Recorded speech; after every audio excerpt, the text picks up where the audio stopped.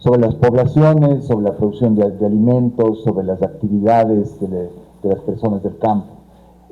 Desde nuestro punto de vista, lo más importante es estar preparados, o sea, hacer un levantamiento muy detallado de la información y de alguna forma dividir las áreas de competencia de este ministerio por los efectos, ¿no? Una cosa es el impacto sobre el sector agrícola, otra cosa es el impacto sobre el sector pecuario, y un tercer efecto es también sobre el sector acuícola y pesquero, en cuáles son las competencias de este ministerio.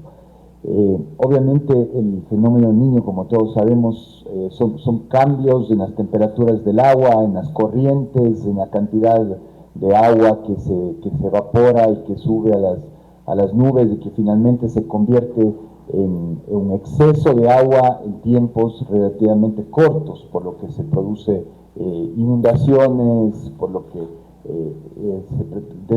deslizamientos de tierras, y eso es la primera cosa que hemos hecho, hacer un levantamiento de alguna forma planimétrico para ver cuáles podrían ser las principales áreas afectadas con diferentes niveles de fuerza que venga el fenómeno del Niño. Es importantísimo tener primero que nada las alternativas de evacuación de las aguas. No es igual estar trabajando en una parte plana como la cuenca baja del río Guayas o muchas partes inclusive de la provincia de Los Ríos, donde estamos inclusive en varios cientos de metros por debajo del nivel del mar, ¿no es cierto? Donde la evacuación es obviamente mucho más compleja que si estamos en las partes altas de Manabí, donde obviamente la capacidad de evacuación de esas aguas es relativamente más rápida y menos dañina.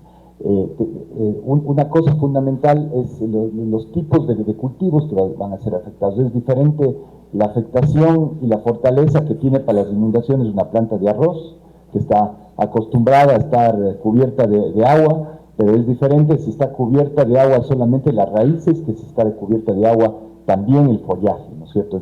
Pero obviamente tiene mucho más horas y días de resistencia una planta de arroz que una planta de maíz o una planta de cacao, ¿no es cierto?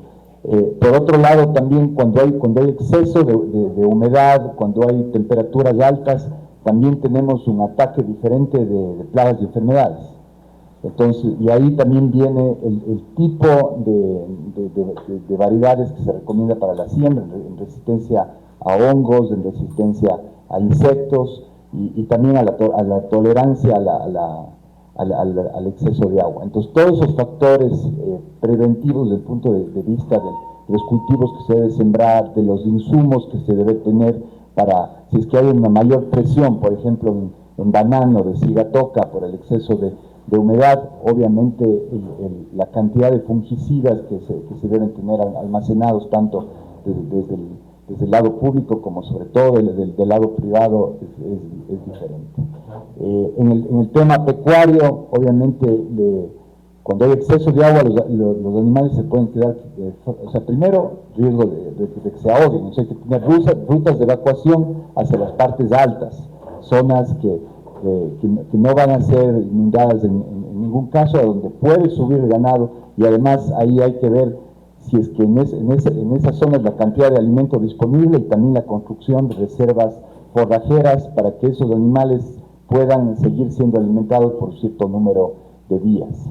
En el lado acuícola, obviamente hay un levantamiento de las camaroneras que están muy por debajo del nivel del mar, que podrían también ser afectadas, el tema de fortalecimiento de muros, de todas las opciones de estaciones de bombeo que puedan evacuar el exceso de agua en las diferentes piscinas camaroneras. Entonces, solamente para dar un paso una mirada relativamente rápida, esa es la forma preventiva, desde el punto de vista ya de reacción hacia los factores catastróficos. Viene el tema de la socialización del agroprotege, del seguro agrícola, ¿no es cierto?, para que cuando haya un desastre, la mayor cantidad de zonas puedan estar protegidas por un seguro que les permita a los productores recobrar el dinero que invirtieron en sus cultivos para poder volver a sembrar el próximo ciclo. También desde el punto de vista de las zonas que no tienen seguro y que van a ser también posiblemente devastadas, tener también alternativas para volver a sembrar con semillas, con insumos, obviamente con maquinaria, con opciones para que se puedan recuperar esas zonas que han sido afectadas catastróficamente por las inundaciones, se vuelvan a sembrar y de alguna forma se aproveche ese efecto rebote que hemos tenido ya en la historia desde los niños, que tenemos memoria desde los años 80, que hay un excelente año agrícola el año siguiente del efecto negativo del fenómeno del Niño, para que de alguna forma los productores al aprovechar eso también de alguna forma se recuperen de las pérdidas que han tenido. Por otro lado, algo que siempre hay que tener en cuenta el mercado. O sea, si hay un rebote, también podemos tener excedentes de arroz, excedentes de maíz y otros productos, y lo que no queremos es que se caigan en ese ciclo vicioso, que vuelven a caer los precios y en vez de ser una buena noticia, se convierte en una noticia negativa. Entonces ahí también el ir viendo opciones de almacenamiento, opciones de evacuar ese producto hacia otros mercados en el exterior. Nos comemos el 97% del arroz, pero sí hay años que hay excedentes que pueden llegar hasta 100.000 toneladas, que históricamente se han ido a Colombia. Hemos estado en conversaciones con otros países de Centroamérica también como opciones de evacuación de ese exceso de oferta para no afectar los precios, las potenciales intervenciones, como hemos estado haciendo ahorita, de comprar producto, porque también hay que tener conciencia que en ciertos momentos, por un daño muy grande a las cosechas de arroz o de maíz, puede también inclusive faltar esos productos, ¿no es cierto? En maíz casi tenemos el doble de demanda de lo que producimos. En arroz tenemos casi cubierta con nuestra producción normal, pero si es que hay una caída de producción, también tenemos que estar preparados para ver cómo abastecemos esa falta de producción de arroz, que es un producto fundamental, no solo como medio de vida de los productores, sino también como alimento para los 18 millones de ecuatorianos. Entonces, eso, para darles una pequeña introducción a la preparación que hemos hecho desde el Ministerio para el fenómeno del Niño, desde el punto de vista del sector agrícola, del sector pecuario y del sector de acuacultura. Muchísimas gracias, señor ministro, por sus palabras. Ahora quiero ceder la palabra al señor Renzo Galvani, representante de ICA Ecuador, para conocer acerca de la importancia de estar preparados ante estos eventos naturales, la perspectiva y el trabajo de ICA. En ese sentido, nos presentará a Rumbo Ecuador, un centro de pensamiento estratégico para el agro que busca convertirse en un punto de encuentro entre productores, academia, sector privado, gobiernos, centros de investigación y sociedad civil. Le cedo la palabra. Muchas gracias, Alexandra. Gracias a los medios de comunicación que ya recibieron la invitación, ¿no?, de estar aquí en el ICA.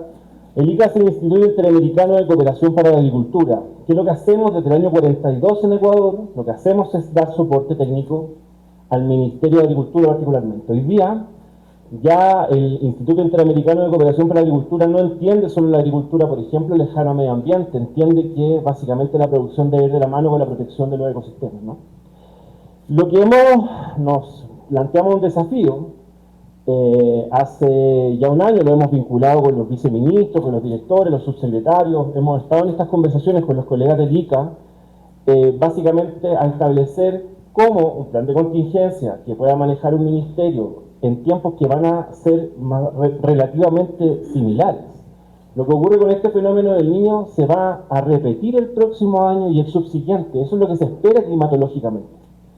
Y esto determina básicamente que las decisiones de los sectores públicos, de la política pública, se deben definir o se debiesen establecer bajo la lógica de antecedentes. Y lo que nosotros desde ICA estamos emprendiendo junto con el ministro, lo vamos a inaugurar el día viernes de esta semana en la Academia Diplomática del Ecuador, porque entendemos que esta iniciativa que hemos emprendido desde Rumbo con apoyo del ministerio en una cuestión conjunta es básicamente un centro de pensamiento estratégico que está visualizando lo que va a ocurrir en el Ecuador en los próximos 10 o 15 años. Esto es importante a partir de que las decisiones de futuro se deben tomar con antecedentes presentes. Y hay que entender algo, esta variación de 1 o 2 grados sobre el clima necesitan y requieren básicamente estudios científicos. La ciencia, por eso decimos que Rumbo tiene una ventaja cuantitativa importante, tener a productores, tener a ciencia e investigación desde la academia, tener a la función pública como INEAP, Agrocalidad u otras organizaciones que hacen ciencia dentro del ministerio, para poder básicamente en el minuto que las autoridades políticas tengan alguna duda con respecto a cómo avanzar en algún tema en particular, entiendan que Rumbo es una agencia, ¿no?, cooperante en términos de toma de decisión. Y lo que nosotros tenemos hoy día, a partir de lo que ha dicho el ministro, todas las variaciones climatológicas van a ver afectada finalmente nuestra forma de vida en lo normal que conocemos como normalidad. Las fases de transición entre el niño y la niña y las condiciones cercanas a la neutralidad finalmente van a generar complicaciones en nuestra forma de vivir y obtener los alimentos. Hace un par de semanas atrás con el ministro nos fuimos al campo, hicimos un recorrido con una productora aquí muy cerca de Quito y tratamos de visibilizar entre el Ministerio y el ICA lo que está ocurriendo en el campo. El campo hoy día está sufriendo y va a seguir sufriendo efectivamente las consecuencias del cambio climático por afectación del hombre, y lo que hoy día está haciendo el Ministerio junto con Rumbo y junto con el ICA, ya que el Rumbo nace a partir de la idea de ICA y el Ministerio, es básicamente prever lo que va a ocurrir en el futuro próximo.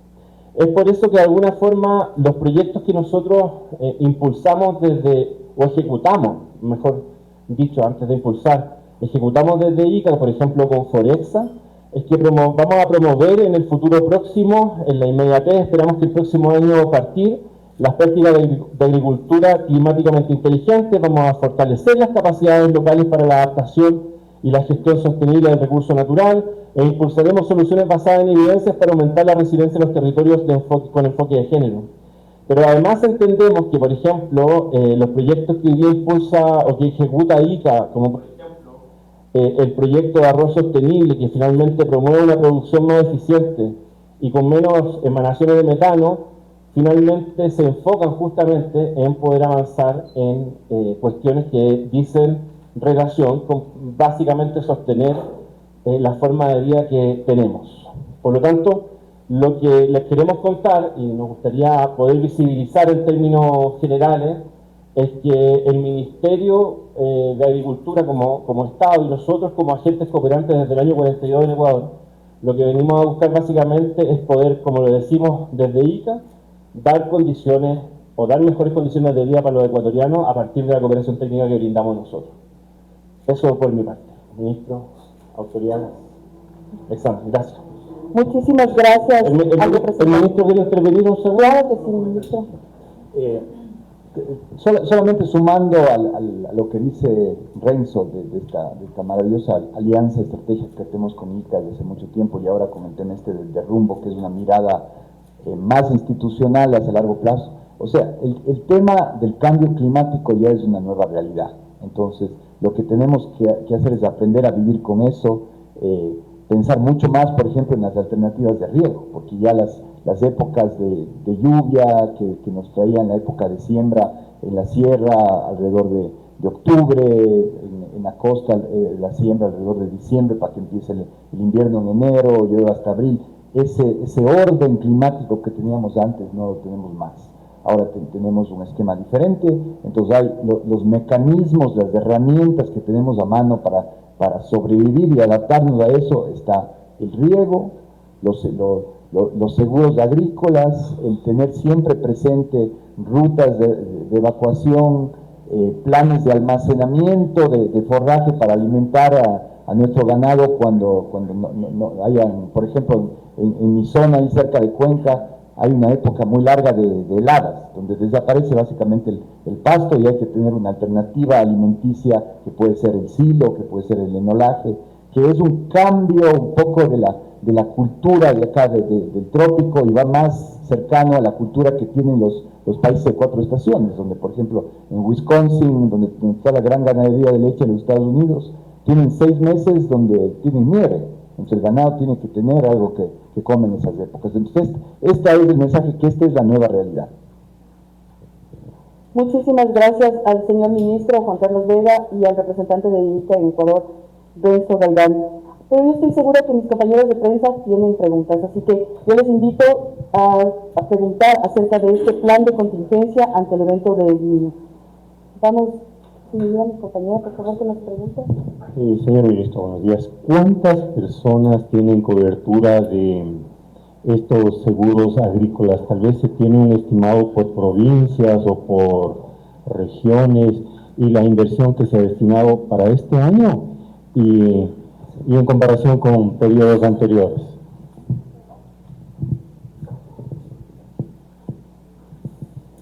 Nos va a ayudar con la respuesta nuestra gerente de Agroprotege. ¿Cómo están? Medios, muchísimas gracias. Bueno, tenemos una proyección de los resultados anteriores de este proyecto que ya tiene unos 12 años aproximadamente en el Ministerio de Agricultura. Nace y continúa como Agroprotege, ampliando sus cultivos y ampliando el seguro pecuario. Tenemos una proyección de seguro agrícola de este año de 59.663 productores a este año. Y en el ganadero tenemos una proyección de 6.328 animales protegidos al 2026. Los años anteriores, del 2026-27, tuvimos un presupuesto de 14.360.000 dólares, y esto nos da un total de 68.879 productores cubiertos. Por regiones o provincias, ¿quiénes tienen más cobertura? Pero repito si lo entendí bien. Me está preguntando qué provincias tendrían mayor cobertura. Sí, de estos seguros, por favor. De acuerdo a la necesidad del país y por cómo se ve, las provincias que tienden a tener mayor colocación de pólizas están en la costa, están en Manabí, en Guayas, en los ríos, justamente por el territorio que manejan. Y los cultivos más susceptibles dentro de esos territorios son maíz y arroz. Por favor, si nos reitera la inversión para este año en comparación con la inversión de años anteriores. Y nosotros tenemos para este proyecto, para Agroprotege como tal, una inversión de 24.5 millones de 4 años, y tuvimos una colocación del proyecto anterior de 14.360.000, que es justamente esta ampliación por la necesidad que tienen nuestros productores de tener cobertura y poder enfrentar de cierta forma los eventos climáticos adversos y tener resiliencia financiera como tal, que tengan un recurso para poder invertir, que tengan un recurso para poderse recuperar de los eventos climáticos adversos que estamos viviendo en el país. A 4 años. Este proyecto 2026, 2027, 2028, 2029. Este recurso de 24.5 millones se colocan en estos 4 años del proyecto, y el proyecto va avanzando con el tiempo. Perdón, ¿los 14.360.000 corresponde a 2025 o a qué periodo de tiempo? Al proyecto anterior, que es 2025, 24, 23 y 22. Muchísimas gracias a Melissa Larrea, gerente de Agroprotege. Le doy la palabra al señor ministro. Un tema fundamental en esto de los seguros es obviamente desarrollar la cultura del seguro. Ustedes acuérdense, los que están vivos desde hace 20 años por ahí, no todo el mundo asegura el carro, ¿no es cierto? Y muchas veces aprendimos a la mala de tener un accidente y no tener seguro. Ahora, rara vez alguien puede tener un carro sin seguro, ¿no es cierto? Entonces es una cultura que sigue desarrollando en el tiempo. En el campo estamos trabajando también para que se desarrolle esa cultura, no solamente con este esquema de subvenciones, que es algo que va ayudando a generar la cultura, pero tiene que ser ya parte del costo de producción de una operación mediana y grande, por lo menos, que tener un seguro en caso de tener estos riesgos. En ese sentido tenemos 984 técnicos que trabajan para nosotros en el Pidara, capacitando a los productores en todos los temas relacionados a prevención del fenómeno del niño, a alternativa, o sea, también al tema de seguros y a todo lo que necesitan estar preparados nuestros agricultores a lo largo y ancho del país, con mucho énfasis en las 17 provincias que están ya en alerta amarilla, que son potencialmente las más afectadas. Pero el tema de factores climáticos negativos va a estar presente en las 24 provincias, incluido Galápagos, de aquí para adelante. Es nuestra nueva realidad. Compañeros, vamos levantando la mano para poderles pasar el micrófono. Sí. Compañeros, sí. Solamente quería aclararles un tema sobre el seguro subvencionado, y es que, bueno, esta iniciativa del Ministerio de Agricultura, Ganadería y Pesca protege con esta subvención desde el 60% como base y llega hasta el 80% de subvención. ¿Cómo pueden llegar ellos al 80% de subvención?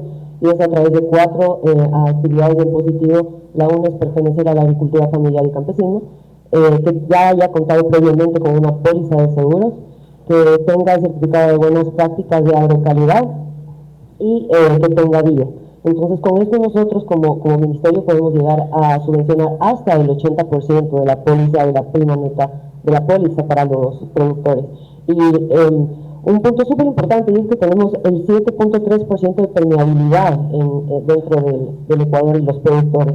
Y la importancia de que los productores cuenten con esta herramienta, dándola a conocer dentro de nuestras distintas iniciativas, porque nosotros, como bien dijo el señor ministro, tenemos muchísimo personal en territorio que está capacitando, tenemos a los directores distritales que también colaboran con esta tarea de socializar, y a las brigadas que tenemos en territorio. Pero la importancia de que los productores adquieran esta herramienta preventiva, porque es preventiva, porque una vez que el evento ya sucede, la póliza no se activa, es decir, no se activa porque no existe la póliza. Entonces, justamente tenemos toda esta iniciativa y todo este movimiento en territorio para que ellos puedan entender cómo funciona la herramienta de aseguramiento como tal y puedan tener cierto tipo de protección una vez que ocurre el evento. Muchísimas gracias. Compañero, por favor. Señor ministro, buenos días. Renzo, buenos días. Daniel Borja, de PC Televisión. Ministro, tengo entendido que el Gobierno Nacional y el presidente, con este anuncio de la declaratoria de emergencia, se está estructurando un plan para poder atender en la emergencia a las personas que sufran algún tema, una devastación por inundaciones fuertes. ¿Cómo se va a actuar en estas zonas? ¿Se va a entregar bonos? ¿A cuánto se asciende esos bonos? ¿Se tiene ya mapeado esa situación que se va a presentar en estas zonas? Y en el caso de ICA, Renzo, ¿cuál es el apoyo que va a dar ICA a Ecuador en este tema cuando ya se presente el fenómeno de niños? Si bien las estimaciones incluso internacionales de las últimas alertas se estipula de que el niño puede ser igual o un poco más fuerte que el del 98, que es lo que más preocupa según los datos científicos que se están manejando.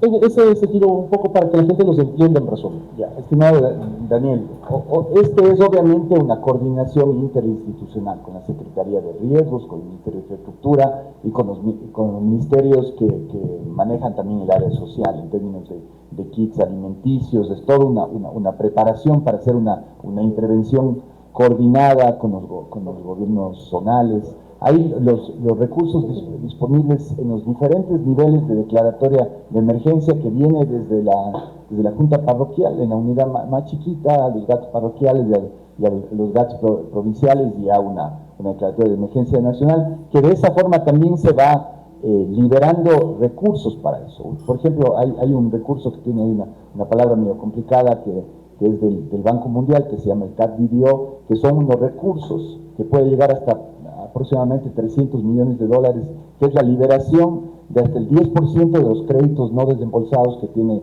el país en la cartera del Banco Mundial. Hay otros esquemas similares con la CAF, con el BID, con todos los cooperantes financieros que liberan recursos dependiendo de la gravedad de la declaratoria de emergencia. Entonces, eso también están listos y disponibles para esta coordinación interinstitucional para tener una intervención lo más efectiva y lo más oportuna posible. Daniel, Lo que hace el ICA desde el año 42, cuando nace a partir de una crisis. Año 42, Segunda Guerra Mundial, falta de azúcar y caucho en Europa. Hoy día, el ICA no es una entidad financiera propiamente tal. Nosotros no tenemos fondos para poder instalar en el país. Sin embargo, lo que hacemos básicamente es desarrollar proyectos que por capacidades propias el Estado no puede ejecutar.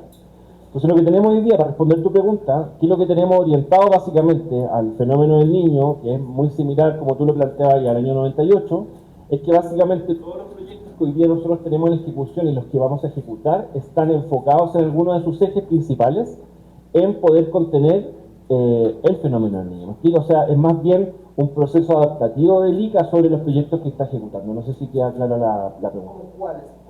Hoy día, por ejemplo, nosotros tenemos Desatar, por ejemplo, un proyecto que tenemos con financiamiento de FIDA y que lo estamos ejecutando junto al Ministerio, y lo que estamos realizando ahí básicamente es entregar soporte técnico a los productores en campo, y a partir de eso les estamos además explicando cómo básicamente sus producciones deben ser resilientes al cambio climático y cómo van a enfrentar finalmente la situación del fenómeno del niño.